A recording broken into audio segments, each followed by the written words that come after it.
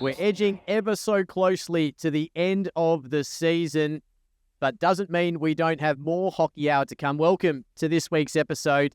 Thank you for your company. Jace Gabriel here with you, and as always, alongside me, the newest member of the Tassie Tigers, Jane Claxton. Welcome, Jane.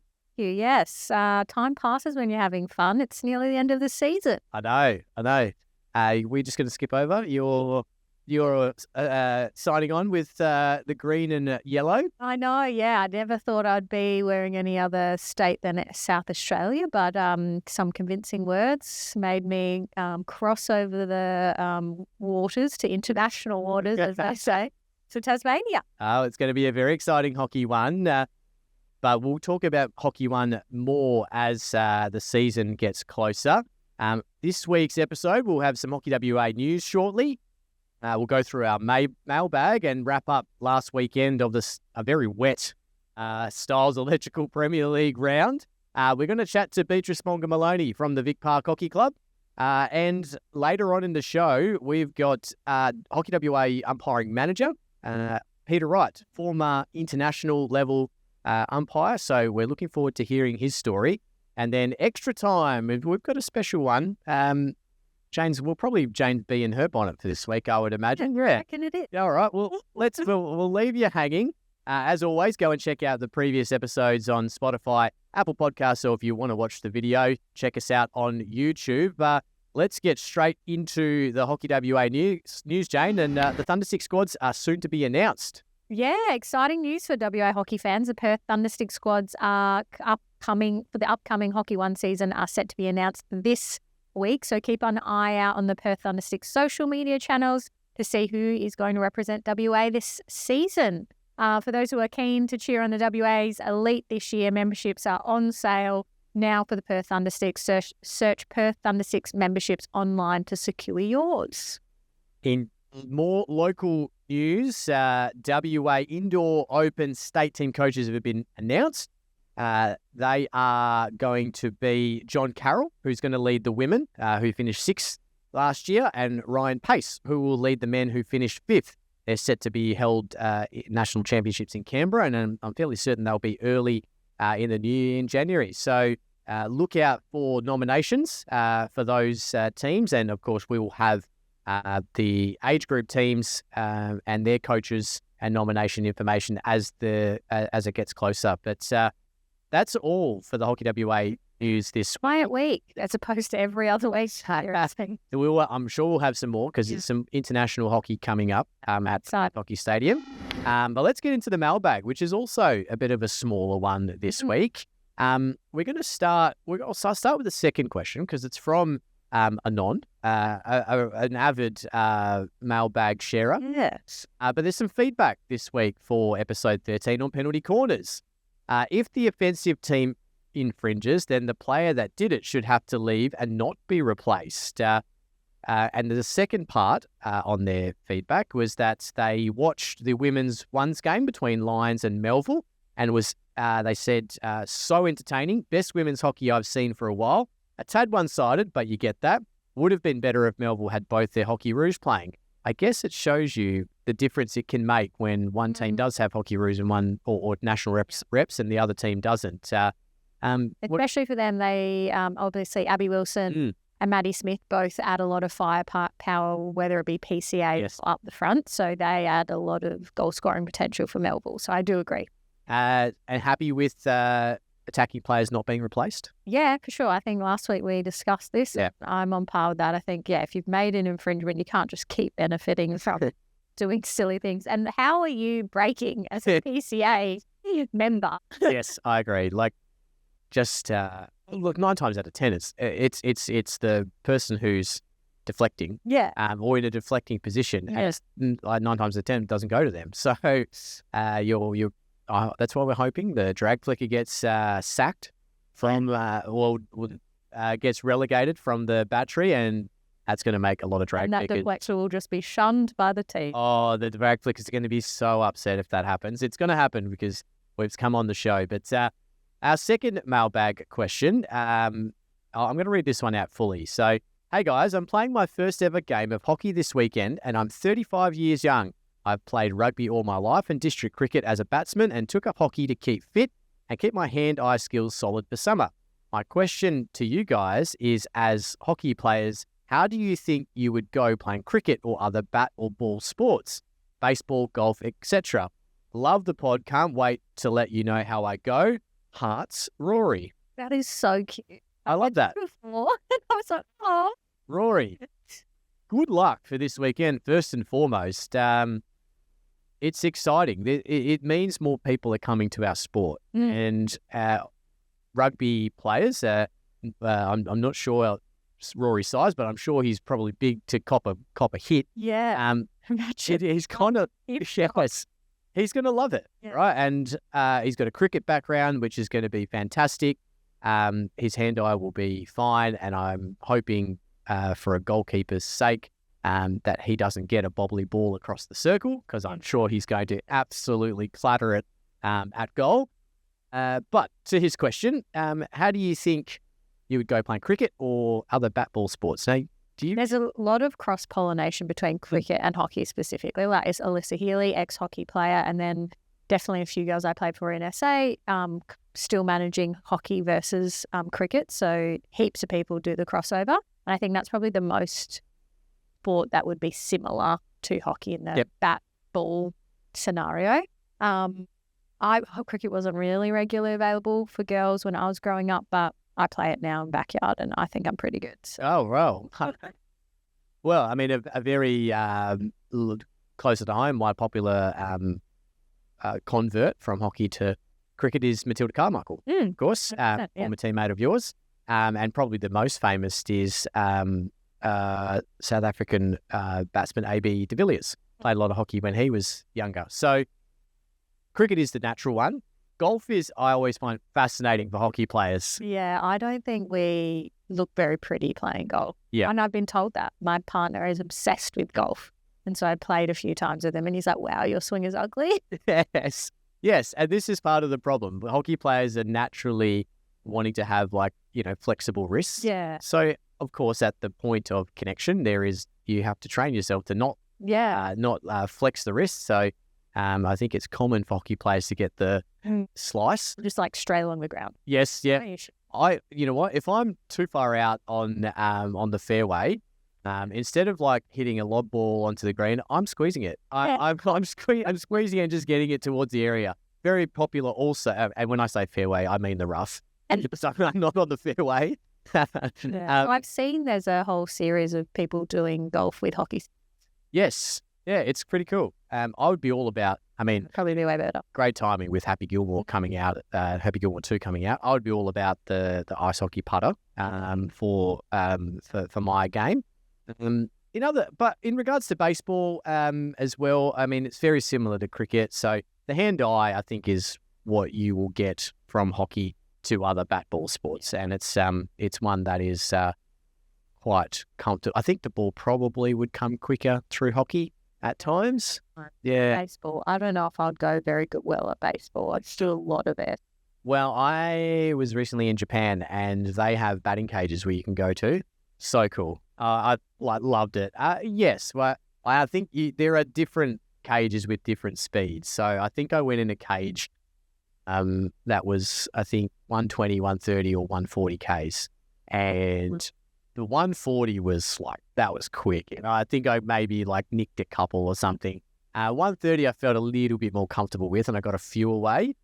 But it's such a different technique to be able to prepare for that. So, it is something that hockey players would be comfortable with. So I'm sure that Rory will find hockey comfortable with his cricketing background. So thank you so much, Rory. We, from us here at the Hockey Hour, we wish you the best and hope you enjoy your first game of hockey. Yeah, all the best. All right, Jane, let's wrap a very wet, windy and wild weekend in the Stiles Electrical Premier League. Did you cop any of the weather in your day? We had obviously Jesus shines on the righteous. And so for our game, there was no rain. Oh. Because obviously, how good. We're amazing. So yeah, for this an hour and a half period on Saturday at 5:30, Nice. There was no red. Perfect. And then directly after us, poured down, game before us, cancelled. There you go. We had a little bit in the first quarter, and then it was fine. So that was, what was that game? That was a 5 o'clock game. And then 6:30 for the second grade. That was also fine. So I'm not sure how... we must have just missed it at PHS Yeah, we're like just down the road. Yeah, not far. One gets rained out and the other one's pouring. Fascinating. Well, let's have a look at the results from the women's side of the competition. A 5-0 victory for Lions over Melville. Georgina Dowd with a double, Priscilla Matios with a double, and a single to Jolie Satorio. One we saw coming, but thank you to Anon for letting us know this was a very entertaining game. So the Lion train keeps on rolling.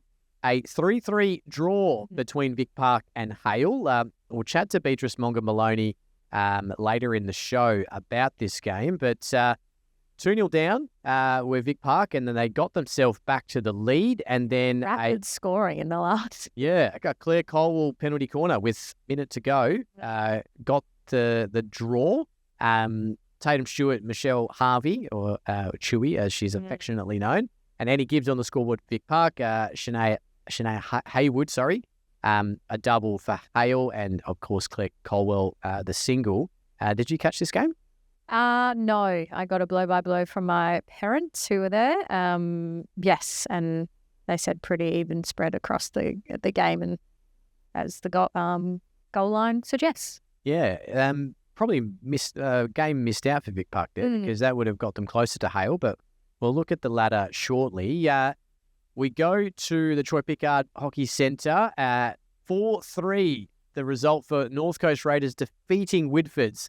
Whitfords just not able to get that first win of the year. A double to Hattie Shand, a single to Grace Stewart, and one to Shania Tonkin, who I believe came back. Yeah. So great to see her back in the competition. Maddie Brooks, Caitlin McKenzie, and Jess Abbott on the scoreboard for Whitfords.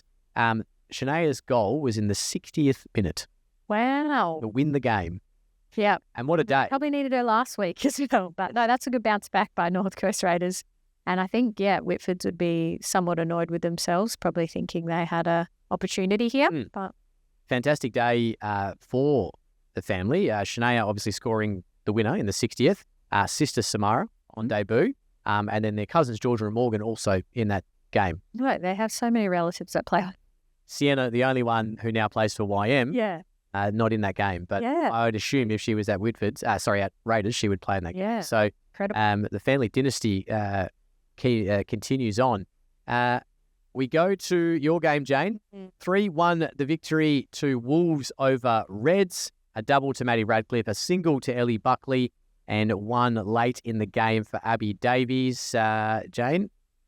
We played so well. I couldn't have asked for better quality, but unfortunately we are still struck down with this allergy to the goal. I would argue that we probably had more potential goal shot opportunities than Wolves, but when you have people as deadly as they do in front of net, they get one goal short, get one goal. And so we have a lot to learn in that aspect of stats. So devastating for the girls, but I think it was actually probably our best quality game this season. Wasps and UWA, and a win for Wasps 3-2, a good one over UWA in Prada Heron's 100th for UWA. She got on the scoreboard herself, Lexi Pickering the other, and Cameron Tidy, Abby Wybrow, and Caitlin Nobbs scoring the winner in the 60th minute again. An exciting weekend in the Women's Stiles Electrical Premier League. Fantastic result for Wasps. Yeah, they really needed that. We did not need them to need that, but yes, well done to them. We go and look at the ladder. Wolves return to the top with a game in hand. Lions on 42 in second, Hale 35, Vic Park 29. 4 points clear of UWA now on 25. Wasps joined them on 25, Reds 23, and YMCC still hanging around on 19 points. So it's still very tight. Maddie Radcliffe extended her lead in the Jackie Pereira leading goal scorer with 23 goals, and Georgina Dowd chasing her very, very quickly. She's now on 20 goals.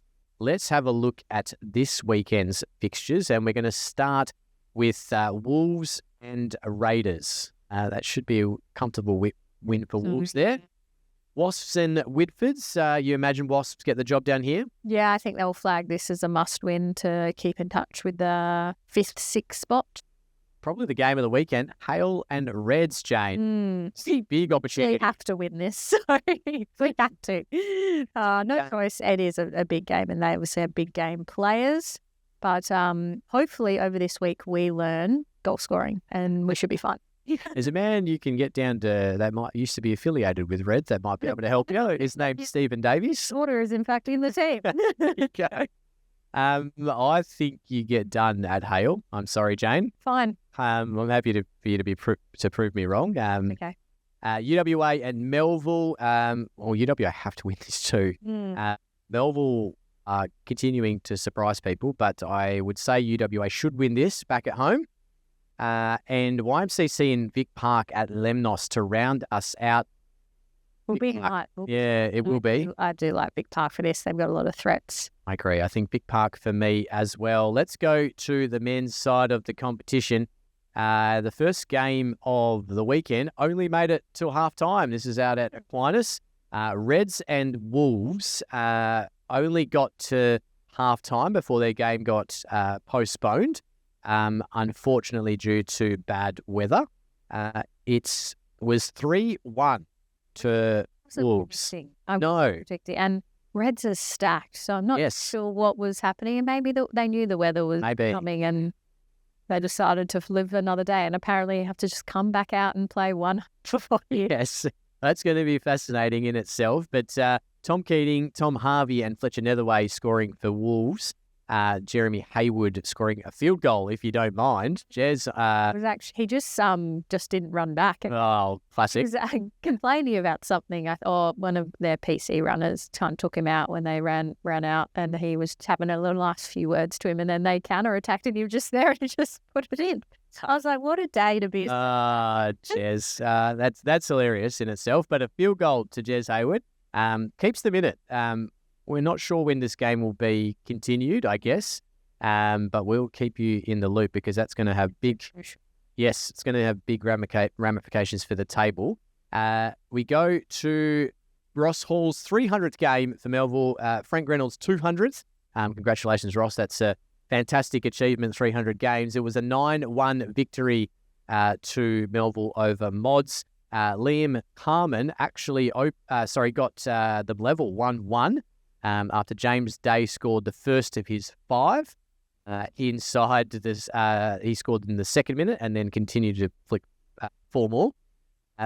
Then singles apiece to Kieran Arthur, Matt Willis, Ben Staines and Davis Atkins. So comfortable victory there. Shaky start. They were Melville. Yes, very shaky start. But then Vic Park and Hale. This was a 4-2 victory for Hale. Lawson Patton Williams and Jake Wetton on the scoreboard, with Curtis Scaney with a double, Liam Flynn with a double for Hale. I just want to say that Leon Haywood was absolutely phenomenal, and if he doesn't get the full 3 votes for this game for best on ground, there is something wrong. He was incredible. I think love to see it. There were point-blank shots that he saved, like stick saves, glove saves. I think Jake Wetton came in for a reverse tip from a penalty corner. He saved that. No, hard. Tomahawk that we were just sending over the bar. Yep, he was incredible. One of the best goalkeeping performances I've seen for a long time. He was phenomenal, but managed to get the job done, the Vic Park boys. Whitfords and Raiders. Whitfords putting a downer on Raiders season again with a 4-1 victory. It was a double to Ricky Hayward, singles to Jamie Lyle and Simon Norton, and Connor Irwin on the scoreboard for Raiders. Fascinating. Predict that though, with the 2 speediest people alive. Well, only one of the Bulls played. Oh. Yeah, Tom Craig didn't play. Back home. He was playing, yeah. For his ride, I think it is. Yes. In Sydney. Funny video. Have you seen that? 4 on 75, yes. You want entertainment, go to the Ride Hockey Club, and 4 Kookaburras took on 75 junior hockey players. Yep. So. Rather hilarious. Yeah. But a victory there for Whitfords. And then the second last game of the round was the top of the table clash, Jane. A 3-3 result in the end. Marshall Pusey, Max Friedman and Luke Blee on the scoreboard for YMCC. Reece Angwin, Aaron Hazel and Jack Welsh scoring in the 48th minute to tie the game. They bounced back well, Fremantle. And even though they were down 3-1, still able to score and keep themselves. Their belief is phenomenal. And this is what good teams do. They just don't lose. Yeah, and they just keep at it. It's impressive. They share the points in the top of the table clash. And then the last game of the round in Tom Wickham's 200th game for UWA, a 9-3 victory against Wasps. That is... See that coming. Yeah, that is a smacking. And one that I think we may see a little bit more from UWA. Their team is starting to mould together. 3 to Cam Geddes, a double to Harry Golding and Nathan Ephraim's, singles to Tom Wickham and Flynn Ogilvie, and then for Wasps, a double to Jack Kruger and a single to Freddie Britt. That makes it all too difficult for Wasps now. When you've got someone like Ephraim's introduced to the group, very hard one. Very, very difficult. We look at the ladder. Fremantle Coburn continue their run and lead at the top of the table, 39 points. Vic Park and YMCC now tied on second with 38. UWA close to 37, and then a big gap to fifth spot. So you imagine there's going to be a break in the ladder near the finals spots now, with essentially the top 4 chasing the top 3 double chance positions. Yeah. And everyone chasing Reds, who still has the 30 minutes of hockey in hand. Yeah. They're on 30 points with Melville, Hale on 26, and then Wasps and Wolves on 24. Liam Flynn with his double on the weekend extends his lead to 33 goals in the Eric Pearce leading goal scorer award. Let's have a look at this weekend's fixtures. Going to start with Wasps and Whitfords. Now, this is on the proviso. I'm fairly certain that Kookaburras aren't available this weekend. Okay, that is a good insider. I think Wasps then. Wasps for me as well. Wolves and Raiders, I think Wolves should be too good. Wolves need the points to kind of bolster their finals hopes. Fremantle, Coburn and Mods Old Guildford. I think the top of the table leaders, the Magpies, should get that one done. Hale and Reds. This is going to be a ripper. Great grudge match of 2 Haywards playing. Oh, yes. It's not playing. That's frustrating. I think everybody wants to see them play. I know. Well, they've done it a couple of... they've done a couple of times at international level, but I wonder if there's any chirp from... I know they wouldn't be from Leon. Oh, no. Leon loves chirp. Does he? He seems great for it. He always tells me not to score against him, and I must get in his head. And I didn't on the weekend. But to be fair, I'm sure Jez is feeding it. Oh yeah. Jez certainly would be. It doesn't seem like the Kookaburras will play this weekend. But this is a tough one. I think Reds win purely because Moose will control the middle. True. Yes. And we'll be able to fire. I believe Brodie Foster's coming back for Reds as well. Oh, yeah. He was doing some shuttles at training the other day. So hopefully. Great to see him back. He's missed most of the year with foot. Yeah. I think Reds for me. Yep. I'll agree. YMCC and Vic Park. Well, you don't really lose too many. We'll lose Kai Willett. Okay. And Corey Wow. I like William lose more.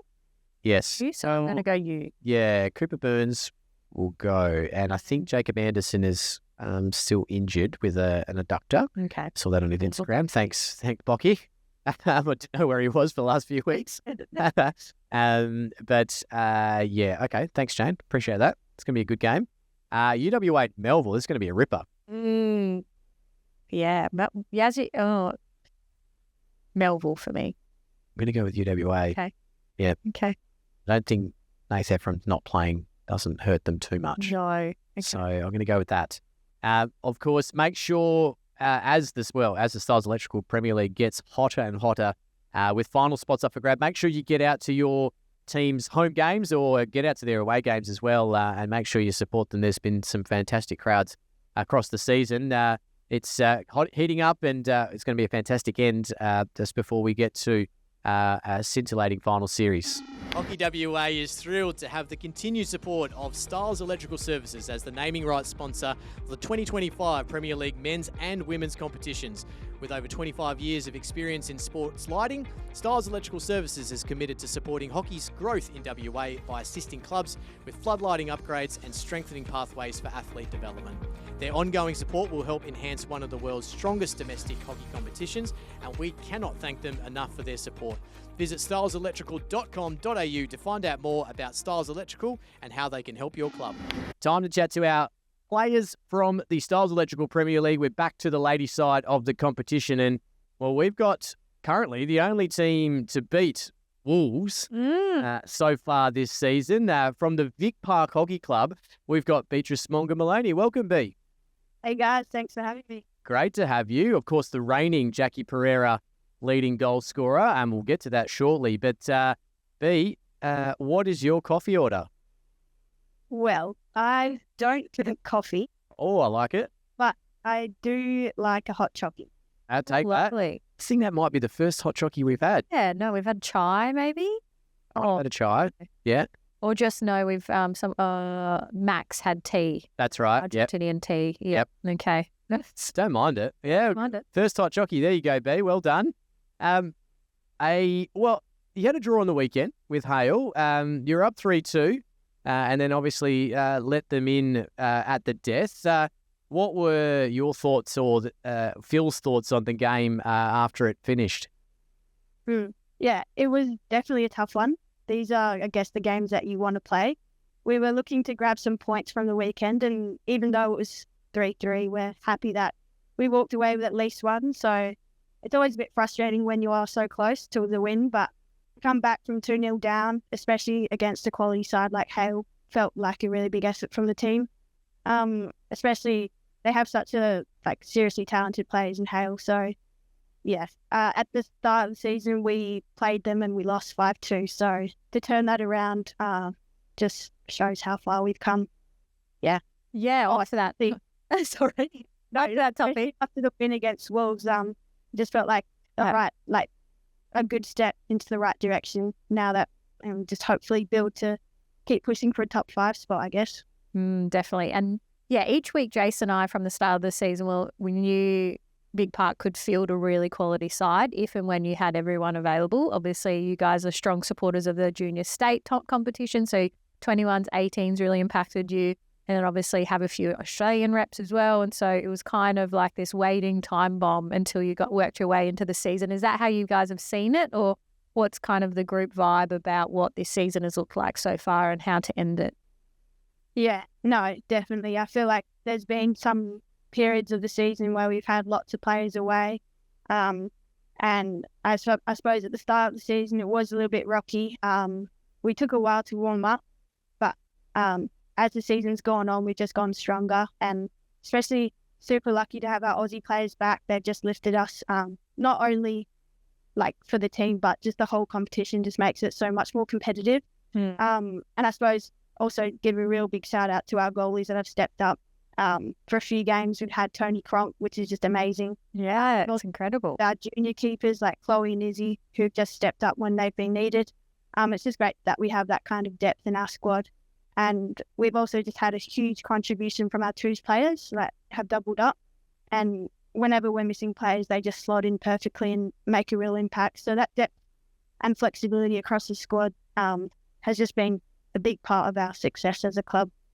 Yeah, absolutely. I mean, if you're going to win premierships, you need depth, right? And you need players that can come in to your first grade team and, like B said, slot in comfortably, and you still get results. And it's such a massive part of obviously being high or being successful in the competition.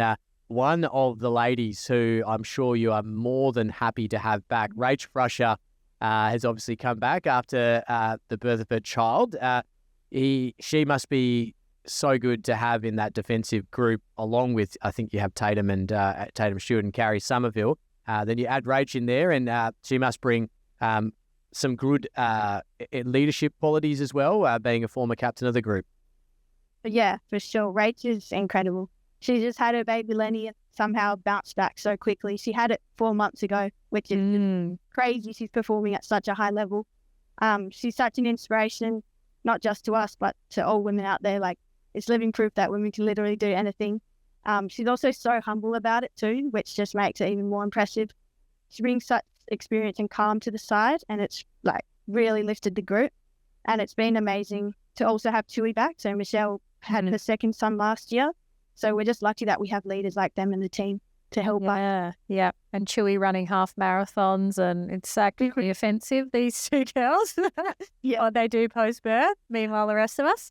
And obviously team sport, but individually, you in your own right are an incredible striker. And as we said, reigning Jackie Pereira medal holder, and this year on 11 goals, coming fourth in the tally.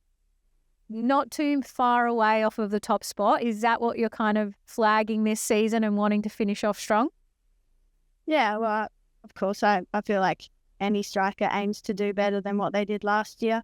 I'd love to get more goals, but honestly, like, the main thing is helping the team win games and hopefully push deeper into finals if we get there. But yeah, I don't get too caught up in the stat. Those are ultimately team effort. So yeah, it's not just about the person who finishes it, but about the build up and the passes and all the defensive work that happens behind it. And yeah, I just want to do my part. And also, I won't lie, it's also super satisfying. I was going to yeah, come on, be real. Yeah. Give it to us, B. Give us the truth. No, we love it. We love it. I think all truth there. Another big game against YM this weekend. What do you, or would you plan to play them? And is there anyone specifically player-wise that you need to worry about? Yeah, it's going to be a tough one. YM always put up a fight. And I suppose my direct opponent will be Zoe in the goals. And it will never be easy to score against her, but she's one of the best, so we'll need to be sharp up front and make the most of our opportunities. And yeah, Phil's always got a plan here. And if we just execute it on the day and stick to it and continue doing what we've been working on, then hopefully we take some points from the game just before our bye next week as well. So hopefully make the most of it. Yeah, fresh legs leading into the final few rounds. Absolutely. Exactly right. All the games count now. It's getting much tighter around that 4th, 5th position, and probably even 3rd to an extent. All points you can gather at this point in the season are going to be super important. Thank you so much for your time and giving us an insight into the Vic Park ladies. Wishing you and the girls all the best for the rest of the season. And I'm sure I'll see you around the training, but I'm sure Jane will see you some point in the season, hopefully. But thank you so much for your time. Thank you, guys. Around the Grounds is back this week, Jane, and we're going to continue with our umpiring theme from last week. And we've got one of the umpiring managers at Hockey WA, a former Olympic level and international level umpire, hailing from South Africa. We've got Peter Wright with us. Welcome, Peter. Thanks so much, Jason Dane. Great to join you on the show. Now, first and foremost, all our guests get asked what their coffee order is. Oh, mine is a flat white with almond milk. Oh, it didn't take you for an alternate milk guy. Okay. Is it by choice or by dietary requirement? Dietary requirement? There, sorry. Dietary requirement, is it? Yeah, I think just milk doesn't seem to agree with me after all these years. Too many coffees have caught up with me. Don't mind it. Well, firstly, tell us, where did your umpiring journey start? Did you start as a player before you umpired and felt that was a better avenue for you? Yeah, well, hockey's always been in the blood. We come from a hockey family. I have an older brother who is also quite a well-established umpire, and he managed to do 5 Olympic Games. So he kind of led the way for me. My father was an administrator back in South Africa and was president of the local association for many years. So growing up, we had no choice but to follow hockey, and we were on the sides of the fields from young ages, like most hockey nerds, I think. There's parents involved, and that grows the love for the game. And then at school, once our first team coach at school said, "Come on, I need an umpire for the under-14 C game." And obviously I put my hand up and thought, let me try that. So I started umpiring fairly early, and I'm 16, I would imagine. And I think the bug just caught then. And I think probably at a fairly early age, I realized I'd never make it as a top-end player. So this is another way that I could give back to the game and also get to travel at the same time. Yeah, awesome. And I don't know if these stats are right, but over 139 international matches spanning a 17-year career, which is incredible.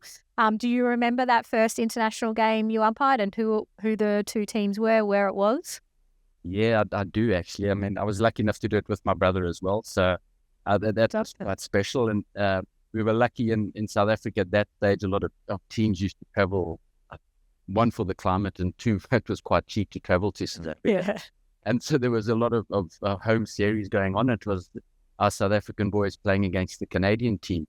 And it was out in Potchefstroom, which is this little university town about 2 hours from where we stayed. So we had to drive in and out every day for the whole series, because as usual, budgets in hockey are always quite tight. But remember, it was a Friday afternoon. So yeah, that's one that I'll never forget, back in the early 2000s. Wow. Cool. Wow. And how cool to do it with your brother. Not many people can say that, I reckon. Well, you're right. And I think probably the special part was that I did his last game with him as well. So he ended at just over 200 odd games at a World League semi-final that was played in Johannesburg. Oh, fantastic. Yeah, there's some special memories throughout the career, that's for sure. Yeah, absolutely. Yeah, well, I mean, you've done World Cups, the World League as well, Com Games, and of course Olympic Games. You're obviously recently in Tokyo. This is, I don't know if this is more for me or maybe for everyone, but what does the Olympic Games look like for an official? We always hear what it's like for an athlete, and what the accommodation, the village, and things like that. And what does it look like for an official?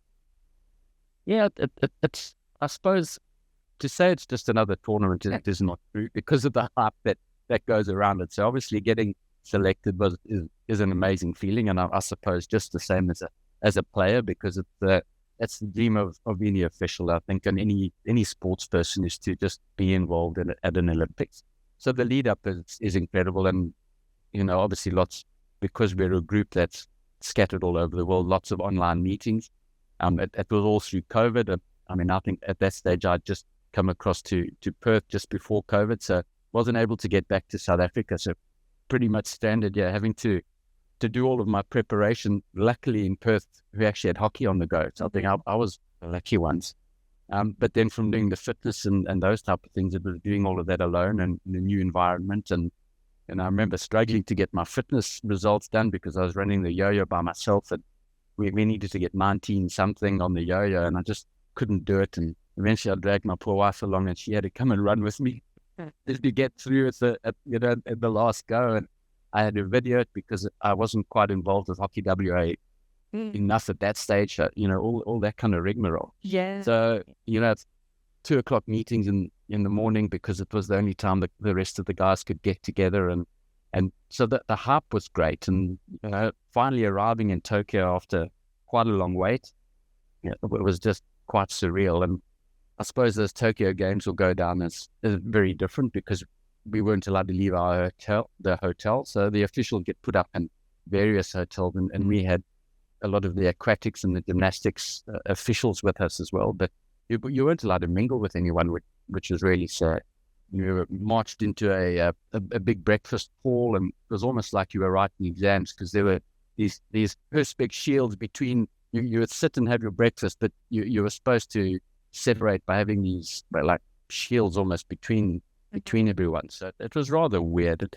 And luckily the hockey group had our own floor in the hotel, so we could pretty much mingle there. And it's pretty much an open door policy. So everyone had a good time within the floor, and it gave us a reason to get to the field, because that was the only thing we were allowed to do. Only venue we were allowed to go to, unfortunately. So, but the pressure that comes with it, as well as, you realize that there's so much riding for the teams. You have to be on your A game the whole time, because as the poor woman realized at the last Olympics, every decision is and you don't want to be that one who's on the end of one of those decisions.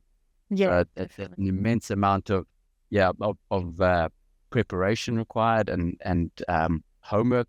We also do a lot of video analysis and pre-briefing and obviously more debriefing as well. And they use video the whole time. Group experience to learn from each other's positives as well as things that we need to be improving. Yeah, I don't think many people know how much debriefing and watching of footage, and you guys have a lot of dissemination of information across Australia, even about how to umpire certain rules, and there's actually a lot that goes behind it, not just go out and umpire and good luck. I think a lot of people don't realise how much you guys do off the field to kind of analyse your performances, which is great. You also have a role in Hockey WA, which is an umpire manager role. I think probably everyone would see you at nearly every single venue over the weekend in some capacity. For those that don't understand why you're at every single venue all over the weekend, what does that role entail? And what are you kind of, I guess, trying to promote in Hockey WA? I think we're just trying to give our umpires a bit of backing and support as well, because they go out there every week and they want to improve and want to be better and try and serve the game in the best possible manner. So my role is just to try and give them as much support as possible and encourage them on the things they're doing well and things they're not doing so well, to try and give them some support and try and make them better in the next game. And just encourage that confidence to go out there and just do what's right. I mean, we have a lot of sayings within the umpiring fraternity to try and get the umpires on the right page. We call it, for the latest one is doing what's right and not what's acceptable, because it's all too easy to do what everyone wants, but someone has to almost do the uncomfortable thing, but it's the right thing according to the rules and for the two teams to be able to be fair and honest to the game. Yeah, absolutely. So it's trying to instill that confidence in the umpires for them just to do what's right rather than almost stepping one down and giving the easy decision. Now, Peter, I'm not sure if you caught last week's episode of the Hockey Hour, but Jane and I discussed about having a third umpire on the field, helping with, I guess, angles and, to be able to get deeper maybe into the circle and have, sort of 3 points of contact, really, I guess, or 3 points of vision, let's say. What are your thoughts on that as a possibility? Well, I'm all for any assistance that we can get, because as you guys know, the game has evolved so quickly and things happen at such a pace. I actually threw a second one. I was having a chat with Matt on Saturday, and I threw another obstacle at him. I'd love to see the video umpire coming into Hockey One. Yeah, I know. We have video at all the games. So the games are live streamed. So, and I know budget is always an issue, but I believe that we have an umpire manager at each game. They could step in as a third umpire, as a video umpire, because they're there anyway. And if the team, while we have limited angles and maybe the camera work isn't of Olympic standard, it still gives the teams that reassurance that there's a second option. Yeah. And while we might have a few with no advice possible, we'll hopefully be good enough to pick up the clangers, because that's, again, what the video umpire is all about. It might miss a few of the subtleties that you need that extra super slow-mo camera, etc. for, but just to be able to have that option that the teams know they've got to fall out, that they can fix something that really is incorrect and could ruin a game. Yeah, definitely. And I think it also prevents a lot of players getting quite affronted or aggressive or angry at umpires when you can literally say, you can refer this if you want. And I think that helped at international level as well. They go, look, I can't see everything. You have a referral, please use it. And then suddenly they go, okay, what do I really think? Good worth it or not. And also like their views and impacted on their team, because often you see the hot-headed people with high emotions go straight for the video referral, don't consult anyone else in their team, and then they wasted it. And so I think it's a good way of, putting the lid on that as well. Yeah. I mean, I know the FIH have also added that having the third umpire, the video umpire, look for some misconduct, and perhaps not from that line, but even in Hockey One with the limited budget, have the third umpire and perhaps the umpire coach just keeping an eye for things during the game. And then, like I said, we want the right result. No one wants controversy in a game. So if we are able to assist them and just help and get things right, there must be ways that we can look at it. So like you say, adding the third person in, perhaps using the video guy, the umpire coach, because they're normally higher and at a really good angle, and perhaps wiring them up as well, because we are listening anyway. So we might have a role, and we've probably got to define it exactly when and where you can get involved. But like you said, corners, those are key. And if you've got an elevated position, you'll be able to give some, what I think number 3 has done an obstructive run, or, the ball hasn't left the circle, because those are little things that we don't see pick up on camera. So it'll be great to have the fallback to help the teams. Love that. I love that. Well, thank you so much. We appreciate firstly your time, but your insights into your career and your thoughts on improving the game. Really appreciate having you on the show, and we'll wish you all the best in this umpire manager role, and hopefully you've got a little role with Hockey One as well. But thank you so much, Peter, and we hope it might inspire the next little wave of umpires coming through. Let's hope so. Thanks so much, guys, and thanks for all the good work you do on your show. Really good to listen to. Thank you very much. Awesome. Thanks, guys. Extra time now, Jane, and it's your turn.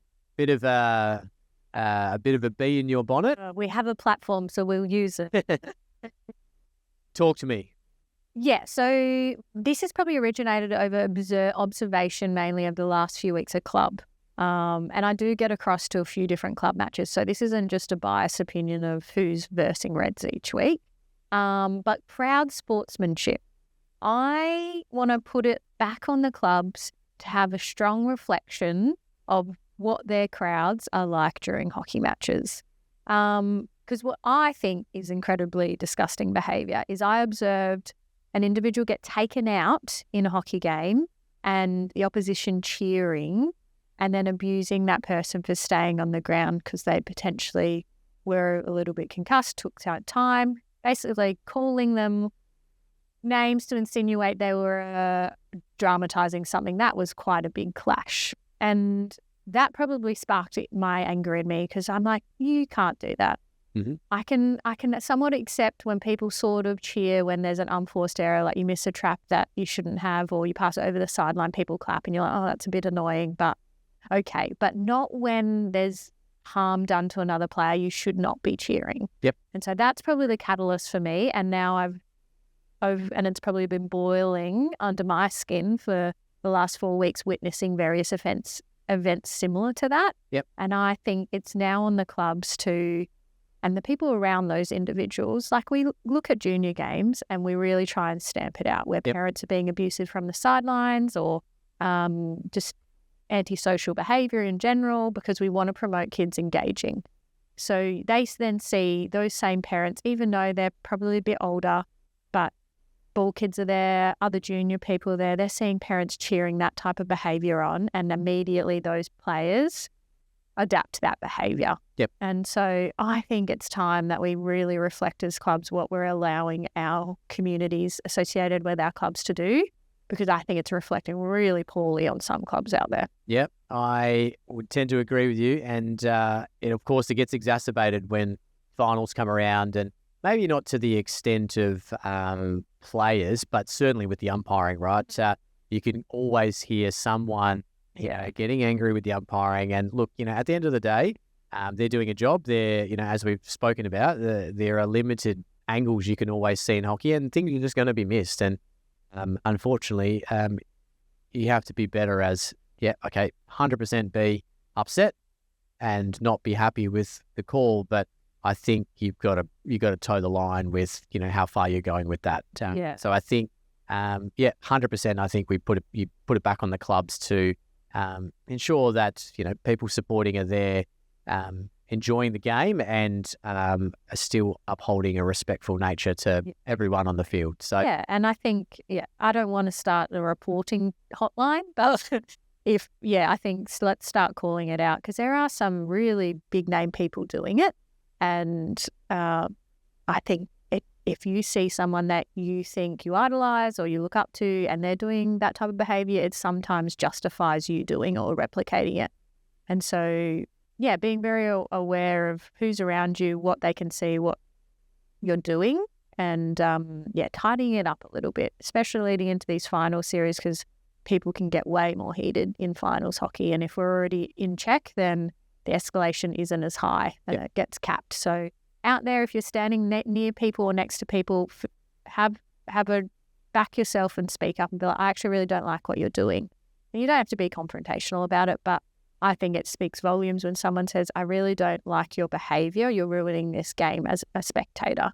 And then what do they say? You know, you're not poking fun at them personally, but you're saying, hey, this is what your behaviour has impacting on the broader community you're within. If you are that person that cheered on someone being taken out on a hockey field, one, I feel sad for you, but two, I hope that your child, because I know they play hockey, never has to be taken out and never has to have a parent laugh or cheer that happened, because I couldn't imagine what they would be feeling, you know? No, well said, Jane. Certainly policies and guidelines on the Hockey WA website around player code of conduct, off-field staff code of conduct, and certainly supporters code of conduct. So please make sure, as heads of your club, that your members know what the respectful and requested nature is of those guidelines. So thank you, Jane. That is all for this week's episode. Of course, make sure you give us a follow, a like, a love heart, whatever it is, on Spotify, Apple Podcasts, or even like it on YouTube. Been another fantastic episode, and we've got certainly more to come as, like I said earlier, the finals get closer and teams are vying for positions, and it's crucial in the Stiles Electrical Premier League at the moment. If you want to be there, you have to find some form and win some games and get yourself into the pointy end of the season. But we'll be back next week. Don't forget to follow Hockey WA on Instagram. Send us a message. Send Hockey WA a message. Get your questions into the mailbag. We can't wait to bring you another show, but for this week, thanks for joining us on the Hockey Hour. Yeah, another wet and wild weekend. So enjoy some water-based hockey.